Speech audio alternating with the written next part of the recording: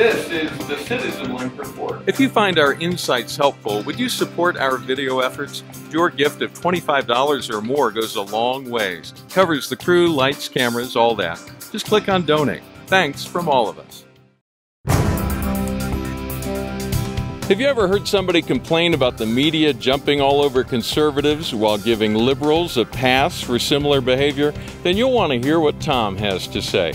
This is the CitizenLink Report. I'm Stuart Shepard, along with the CitizenLink President, Tom Minnery. Hi, Tom. Hi, Stuart. Let's talk about this. We've all been in that situation where we've seen a story in the news where we think, you know, if a conservative had done exactly that, the media would be all over that person. That's right. How many times have we said, if a Republican had done that, you know what the media would say? I'm saying it's time to get past that. We know what the liberal media is. We know what they cover. We know how they cover it. We know what they fail to cover. But there are so many new outlets for people to get news on. The liberal media is not the mainstream media anymore.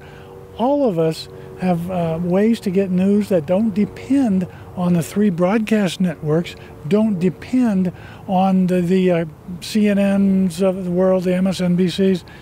We go to our own sites. You know what it feels to me like? It feels to me like we're moving back toward the time of the American Revolution and the founding of this country. Back then, there was no such thing as mainstream media. There were dozens and dozens of newspapers in big cities across the Northeast and down along the eastern seaboard. If you wanted to know what you were supposed to believe about something, you read somebody whose views agreed with yours. If you wanted to find out what the other side was saying, you read their stuff. We didn't have any dependence on mainstream media to get it right for everybody, because nobody really can. And that's an important thing, I think, to point out, that historically the media, especially in those days, was by no means fair and balanced. No. They were always taking a point of view, always taking an opinion. So it was up to the consumer of news to filter through that and take the best points out of each side. Well, that's right. And people will say, yeah, but so many people, all they know about what's going on is what they do on Twitter and who they follow, and maybe Facebook if they're really into it. Yeah. Well, okay. People like that don't tend to vote. It's people who grapple with things a little more seriously who are the ones who wind up being the best voters. And so people are finding their way to what they need to know, as witnessed by the fact that the president's approval ratings are dismal. People are finding out what's going on, even though the Washington Post isn't telling it, even though the New York Times isn't telling it, even though broadcast news isn't telling it. Let's talk about some of those sites. When you go looking for news apart from the mainstream media, the ABC, CBS, NBC, where do you look? Where can people look for other points of view? Well, of course, everything on our CitizenLink.com website and our CitizenLink radio is good. So let's put that aside. Thank you for that. We're the best. Outside, I tend to find myself on websites a lot. RealClearPolitics.com is good for a range of views, commentaries across the spectrum. I find myself on Red State a lot. I find myself on Drudge. I find myself from time to time going to Politico, and from time to time scanning through the summaries on of the Washington Post, New York Times. Not very frequently, though. Yeah. Let's see what I missed. I want to point out the last two you just named, Politico and Washington Post. Those are not conservative sites. No, but I don't care anymore. I know what those guys are going to say. Yeah. I just want to see what they are saying, yeah, and how they're framing it.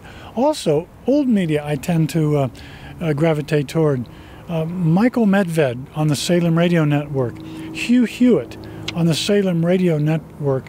Those are good commentators, and there's a way to stream that content on your computer, so you don't have to be sitting out in your car when you're supposed to be at work in order to listen to those guys. So it works, but people can find what they need if they look for it.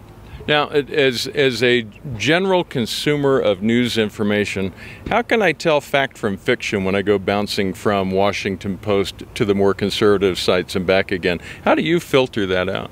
Well, I think fact depends a lot about the moral principles from which you derive your viewpoints.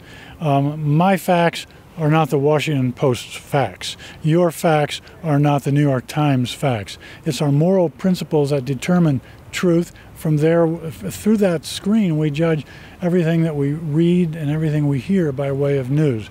And so be broad-based about it, and you'll find your way to what you need. And remember, we got through this one time when we founded the country that we've got. We didn't have mainstream media. We just had lots of opportunity to get lots of differing views. I think we're heading back in that direction because overall the mainstream media is declining so much in its circulation and subscription.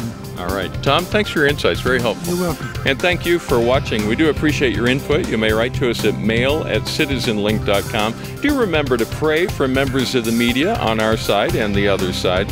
Make sure that you pray for wisdom and clarity as they write what they write. And remember, stand tall and be heard.